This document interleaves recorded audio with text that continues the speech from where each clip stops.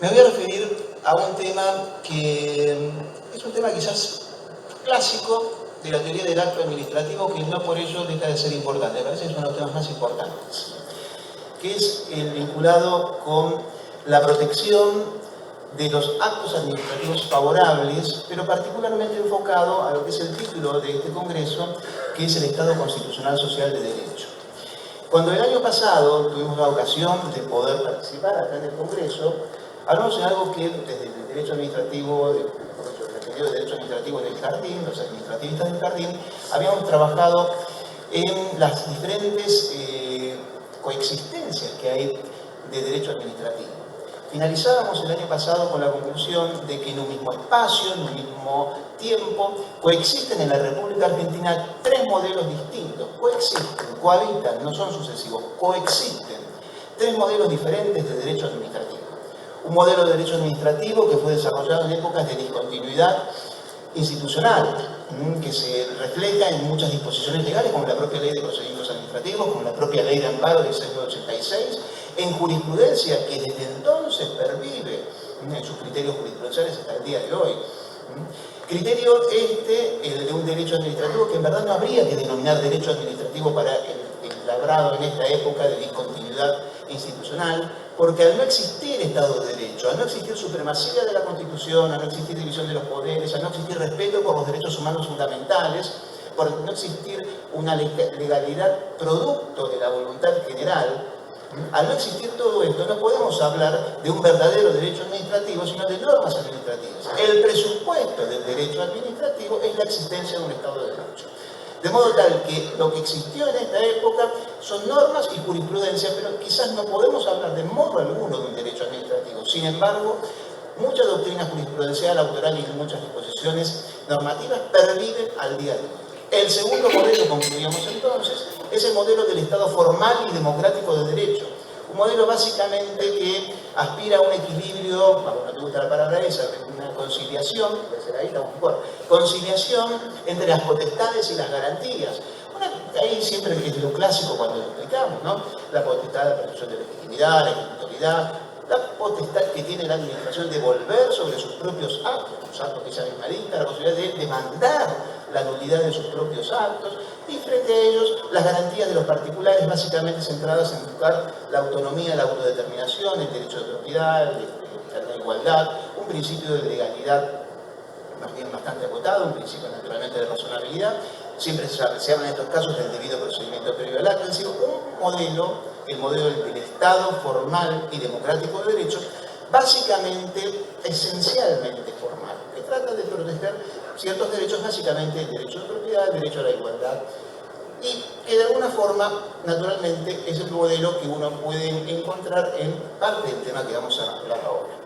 Y el tercer modelo es el modelo de la Constitución convencionalizada, la que da título, parte del título a este Congreso. El modelo del Estado constitucional contemporáneo, el modelo del Estado constitucional social de derecho, un modelo que se extrae de la Constitución convencionalizada en el año 1994. Modelo este que ciertamente asume la supremacía de la Constitución, que ciertamente asume que los derechos fundamentales son normas jurídicas, que esa Constitución es norma jurídica, que los derechos tienen vocación de efectividad, que tienen lo que se denomina vocación de efectividad o presunción de operatividad, todos estos derechos fundamentales que reconoce la Constitución. Pero este Estado constitucional de derecho tiene una particularidad, tiene sus principios. Y los principios centrales, o el principio central que compromete al desarrollo de todas las autoridades públicas, ciertamente es lo que vamos a denominar la tríada basal en que se sustenta el Estado constitucional. La tríada basal del Estado constitucional nos dice que el principio de dignidad de la persona, los derechos humanos fundamentales y el principio pro persona integran el sustento material del Estado constitucional. A partir de esto, es dable señalar, a partir de esta tríada basal material del Estado constitucional, es posible discernir que existen obligaciones, existen compromisos, vínculos jurídicos obligatorios que transforman la esencia del derecho administrativo, que transforman ese derecho administrativo. Un derecho administrativo que a partir de esta tríada basal material reestructura y reequilibra o vuelve a un lugar de conciliación contradicción entre la potestad y la garantía. Pero estos nuevos puntos de equilibrio que trae el derecho constitucional, el derecho administrativo del Estado constitucional, estos nuevos puntos de equilibrio, esencialmente van a ser puntos de ruptura con los principios, o básicamente puntos de ruptura con las construcciones del Estado formal de derecho. Estos puntos de ruptura se van a ver, por ejemplo, en el abandono de la indiferencia sobre el principio de dignidad. Estos puntos de ruptura también se van a verificar de manera quizás bastante clara en tratar de apartar o de alguna forma eludir, traer, por lo menos apartar esencialmente, lo que son los resabios de ese estado de derecho administrativo autoritario, tanto en la legislación como en la jurisprudencia, como ciertamente en los sustratos doctrinales. Pero también ese punto de ruptura del Estado constitucional, el derecho administrativo del Estado constitucional con el derecho administrativo de antaño, va a implicar también reconocer de alguna forma el abandono de los fuertes condicionamientos que implican los intereses sectoriales. A partir de allí, el problema que nosotros nos planteamos, que es el objeto de esta intervención, se vincula con cuál es el grado de protección que tienen los actos administrativos favorables en el Estado constitucional.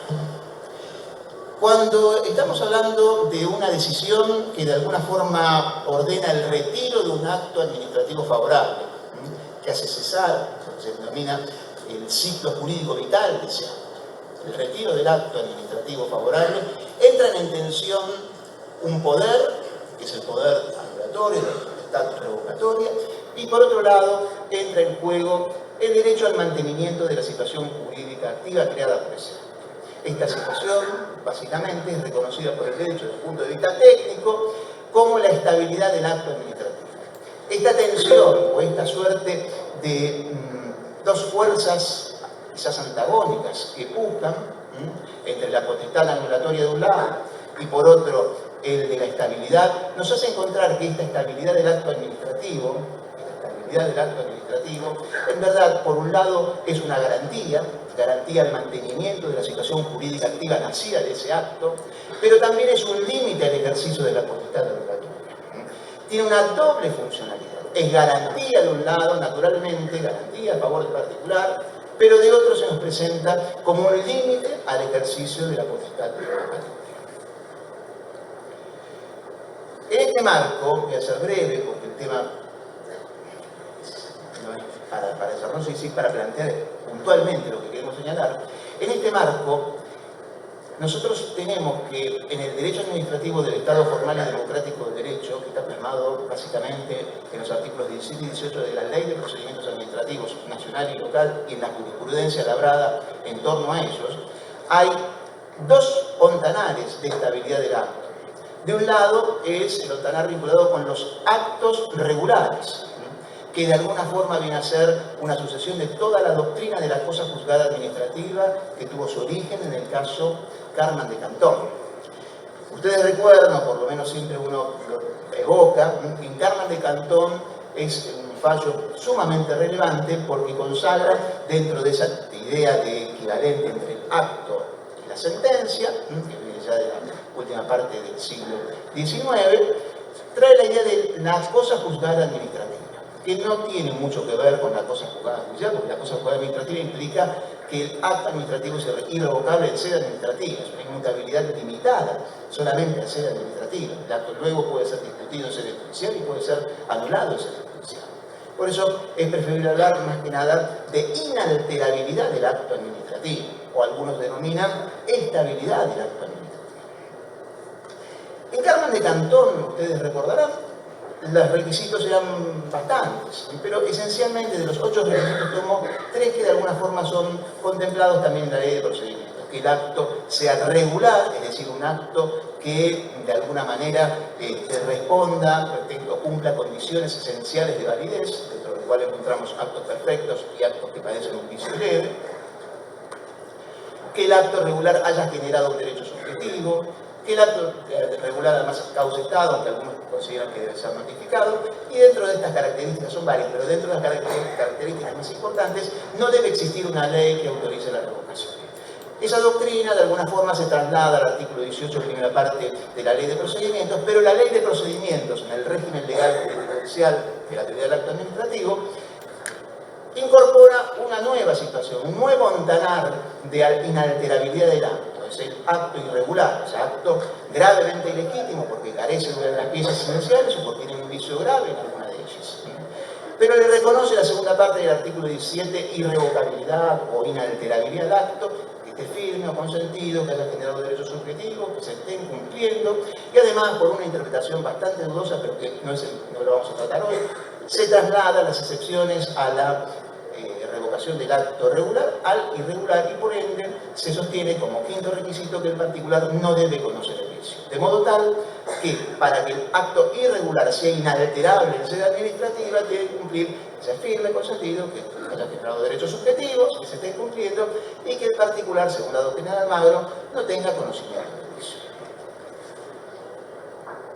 ¿Qué es lo que extraemos de esto? ¿Qué extraemos de esto?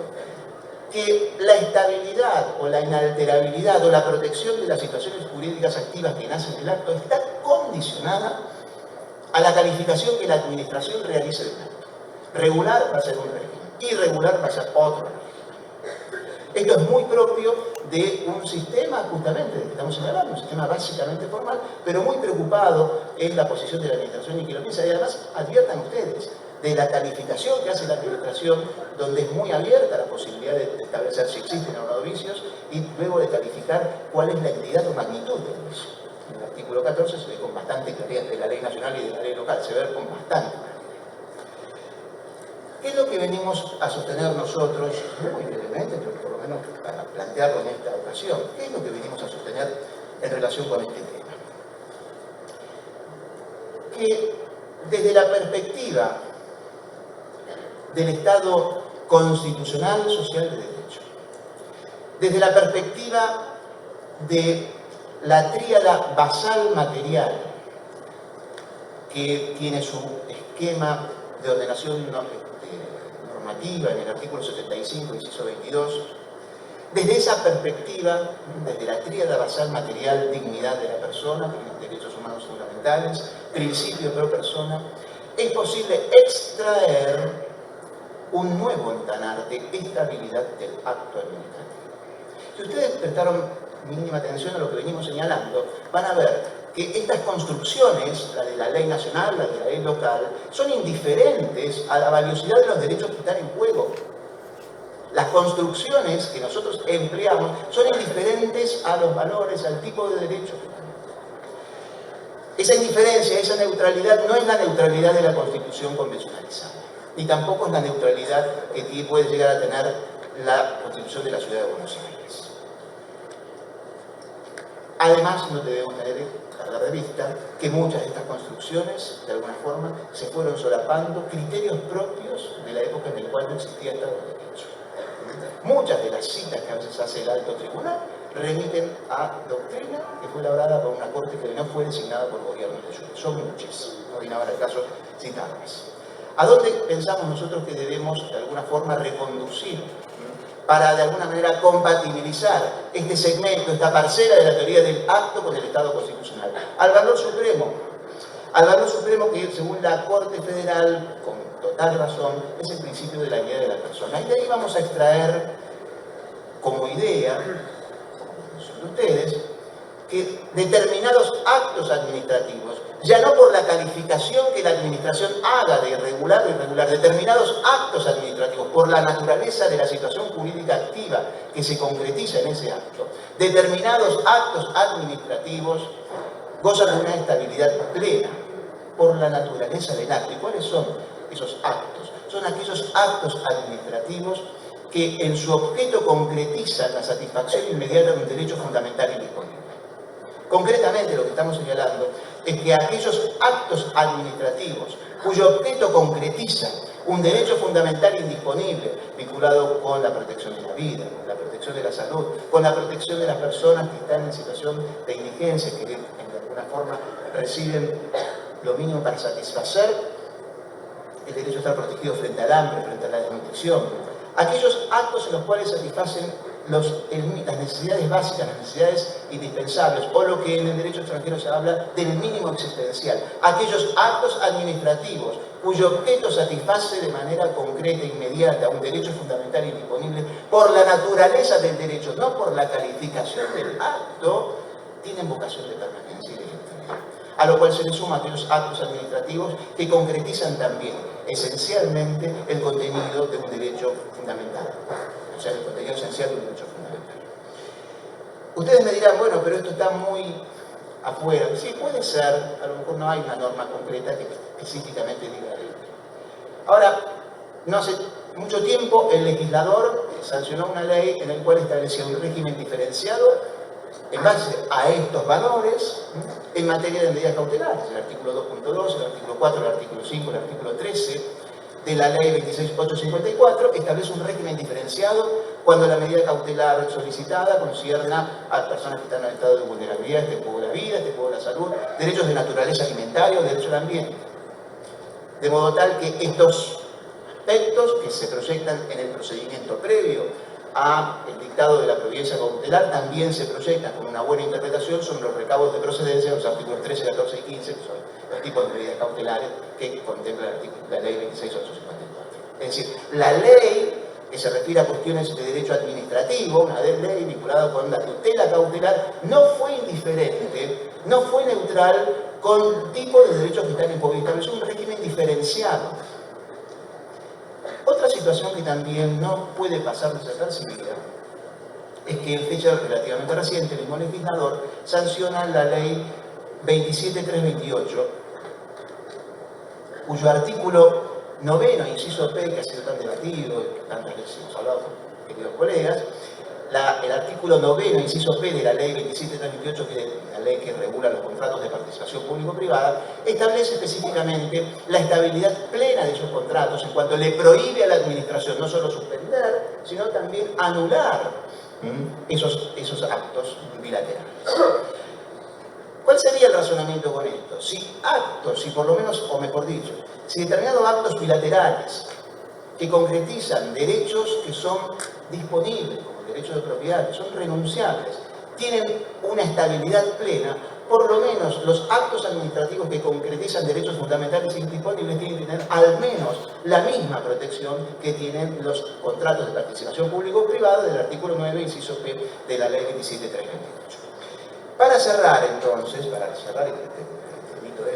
para cerrar, podemos decir que esto trae a colación, o por lo menos tiene algún efecto, cuando estamos desde la perspectiva del derecho administrativo del Estado constitucional. ¿Qué significa esto? Significa que los valores de la Constitución convencionalizada se proyectan sobre cada una de las parcelas en que se vertebra el derecho administrativo y los transforma. Y dentro de la teoría del acto también va a proyectarse en cada una de las parcelas de la teoría del acto y del procedimiento administrativo.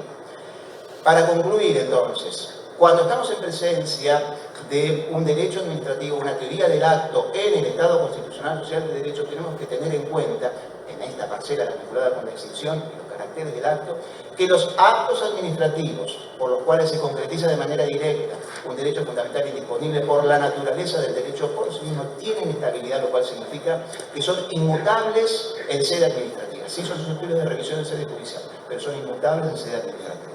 Esto trae como colación que frente a este tipo de actos administrativos, la administración está impedida de suspenderlos en los términos del artículo 12 de la ley nacional y de la ley local.